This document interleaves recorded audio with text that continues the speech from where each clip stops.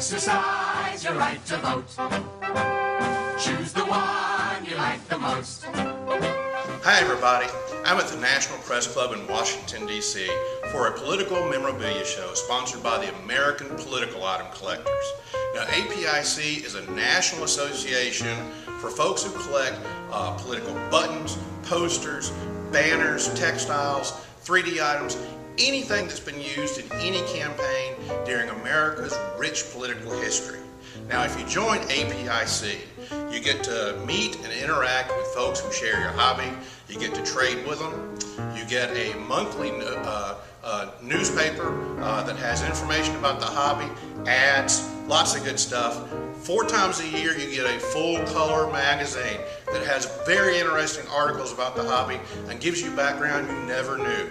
But what's best of all is, as a member of APIC, you get notices about shows like this, places where you can buy items that you just can't find on eBay at much cheaper prices than you usually see on the internet. So let's go inside and take a look around.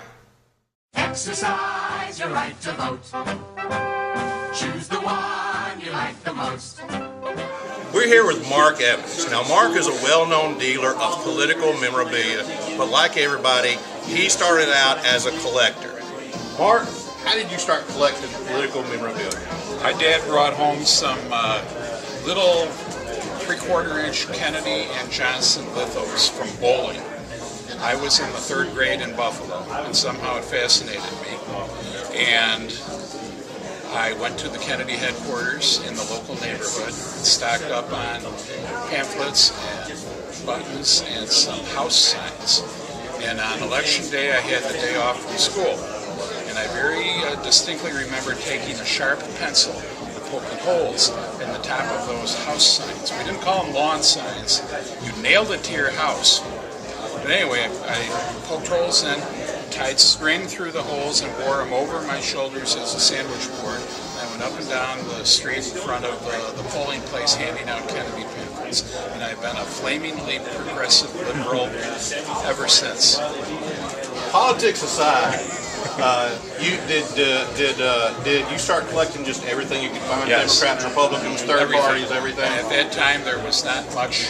I lived in a residential neighborhood in Buffalo, no antique shops, no flea markets. So I just got local yokel councilmen and mayors. And finally, I started writing to candidates. Wrote to Reagan, wrote to Bobby Kennedy, and they mailed me things. Then I wrote to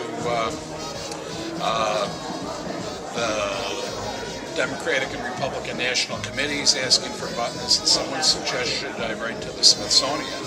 And somebody at the Smithsonian told me about APIC, and that was in 1967, and I've been a member ever since. So you were how old, about 12 years old I maybe? was about 14. And you're member number 9? Number 995, one of the 3-digit guys. Exercise your right to vote. Choose the one you like the most. We're here with Jack Dixie. Now, Jack is a legend in the political collecting hobby. As a matter of fact, he's in the APIC Hall of Fame. You don't get any more hardcore as a collector than Mr. Dixie here. Now, Jack, how did you get started collecting political memorabilia? Well, I guess it goes back to when I was 13 and my grandmother started me collecting. She collected clothing buttons, and she had 2 cardboards with political buttons on them that she had gathered when she was collecting clothing buttons. Grandma was a retired school teacher, and I would stop at her house every afternoon on the way back from school, and she encouraged me at a very young age to collect something.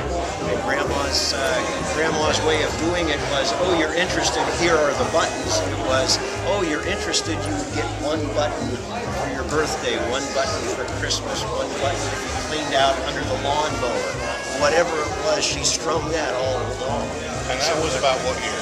That was 1967, and then the campaign in 1968. And so back then you could go to all the headquarters, and as a young kid you could beg, borrow, and steal buttons, posters, all sorts of stuff. You'd go to the Canfield Fair and hit the Republican headquarters for buttons and pin them on because you were really excited, and then you would take the buttons off and you the Republican tent, you would go to the Democratic tent, and oh boy, I'm really interested in those buttons. So you end up going home from the fair with all of the campaign buttons. Exercise your right to vote. Choose the one you like the most. So that's the APIC Political Memorabilia Show at the National Press Club. If you're a longtime political collector or new to the hobby and you're not a member of APIC, you need to join the American Political Items Collectors. It'll be the best return on investment you've ever made as a collector. Visit www.apic.us on the internet and join today.